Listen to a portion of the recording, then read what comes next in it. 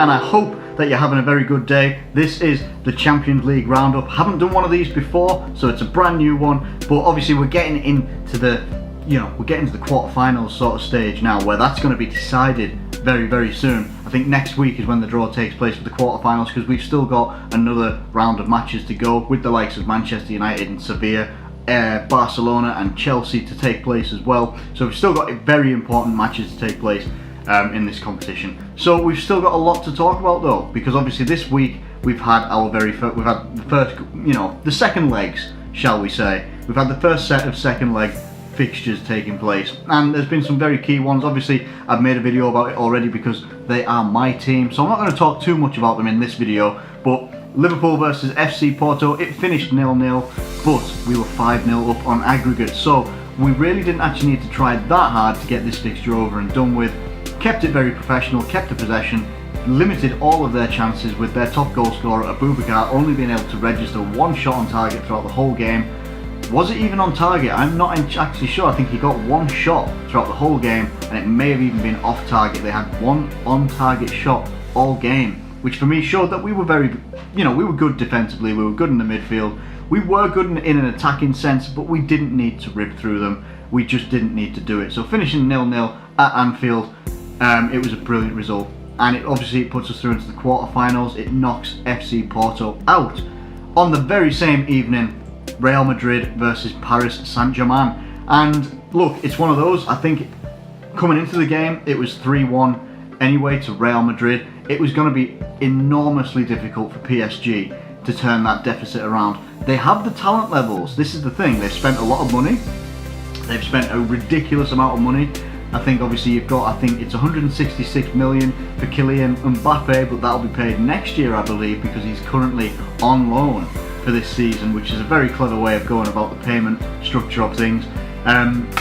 You've got Neymar, who's 198 million. Now obviously he was missing on Tuesday night. I believe it was Tuesday night. He was missing on Tuesday night for PSG with an injury. Now that's a big one to take out of any team. You take away the worth, just look at the player himself. He's a very good player, he's a very talented player.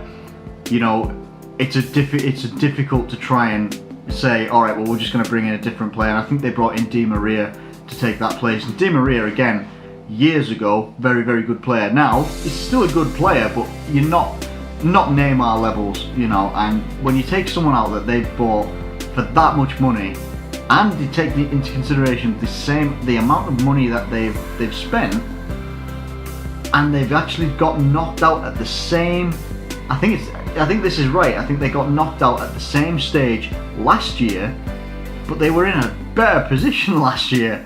They were 4-0 up last year against Barcelona, and Barcelona pulled off one of the unbelievable comebacks in Champions League knockout history. It has to be said.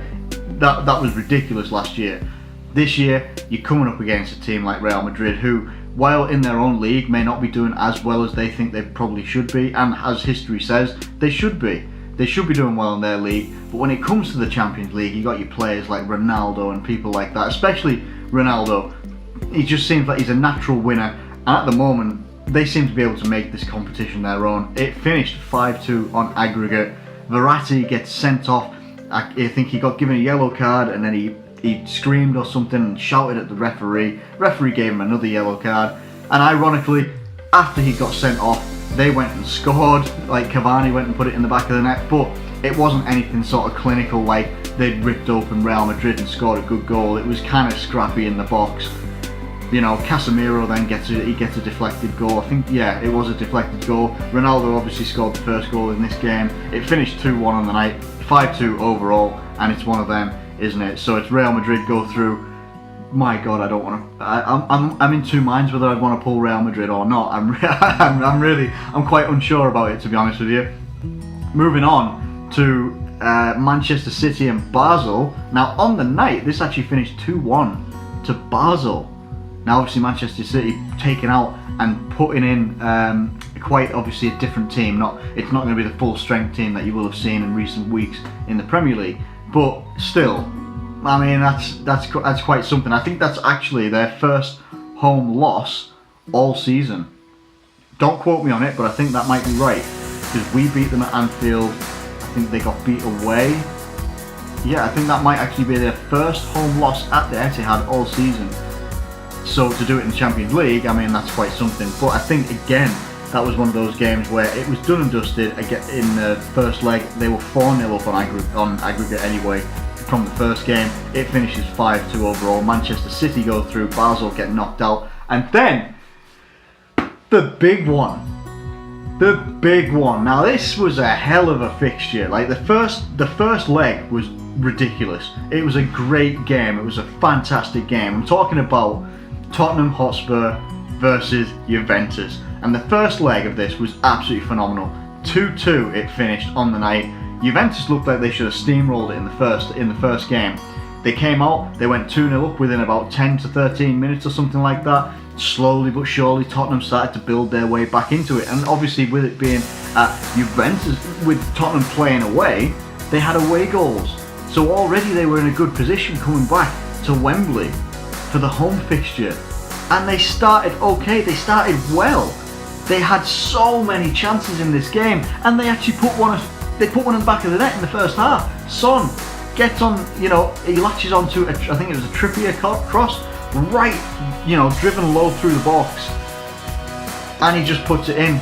Buffon slips a little bit, gets his foot, gets his feet muddled up and stuff like that. Tries to stretch for it at the last minute, but he can't get there. Son bobbles it in, and it goes 3-2 on aggregate. And then it gets to about 60 odd minutes or something like that, right?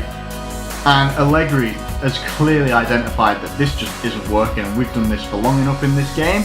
He did a change of system, and I can't honestly remember what he changed it to. Change of system. And this is where it comes down, people were talking last night that Juventus and stuff like that, their backline is, it's done, they need to be moving people on, or maybe, thinking about refreshing and stuff like that. Experience told the full story here, and it was ridiculous, it really was. 2 goals in 4 minutes, one from Higuain, a very, very good goal I've got to say, but Dybala, what a goal that was to get that past Hugo Lloris. But you've got to also look at the friggin' high line that Tottenham were playing against Juventus with someone like Dybala, who is very good at running off the shoulder, as we saw last night. Key evidence right there that he's very good at doing that. And he did it. He took the shot so well against Lloris. Lloris dives low to his right, and he places it, he curls it left top. And it was a really good shot. And you know what? It's devastating for Tottenham. It has to be. Because I'm looking at that, if that was us, and we were in that position, and you throw it away like that, that's devastating. It really is devastating, and there's no two ways about it. I know people talk about Tottenham, like the media talk about Tottenham in such a way that, they're building something really good here, and they're building with youth players, and they're building with this, that and the other, and it's like, yeah, but the same things get levelled at the likes of, Arsenal, the same things get levelled at Liverpool, that get levelled at Man United, that we've been building and building and building for so long. How much longer are Tottenham going to be allowed to build and build and build? Can they keep hold of their manager? How long are they going to be able to do all of this without actually necessarily pushing on? And I can't really talk as a Liverpool fan, to be honest. We've been out of this stage of the competition for so long. It's, I'm just bloody glad that we're back in it. Let's just say that. But it has to be said, it does feel a little bit like sometimes Tottenham do get a bit of an easy ride in the media. And I'm not saying they should get given a rough ride. I'm just saying they should get given an equal one, just like everybody should. So that's my thoughts anyway. Obviously Juventus go through, well deserved in the end. Tottenham just didn't take their chances, and they should have done a lot better. But that's all they think they've got to play for now. I think if they got the FA Cup and top 4, they've just got to do the best that they can. Maybe try and pick up a trophy. Maybe they can do it. I don't know. So that's the roundup of the Champions League for now. Obviously this evening, Thursday evening, we've got a lot of Europa League games. Big one that I'm obviously looking at is I'm really interested to see what AC Milan versus Arsenal is going to be like. I just think that I've got a feeling that AC Milan are going to do this, and they're going to do it comfortably. I just think that they can. With Arsenal not being able to call upon Lacazette because he's injured, and Aubameyang because he's cup tied, it doesn't leave that many options up front unless they go with a youth. But anyway, let me know what you think in the comments below about all the Champions League roundup. Do you like this style of video? Please let me know. And do you want me to do a Europa League one as well? I can certainly do that one.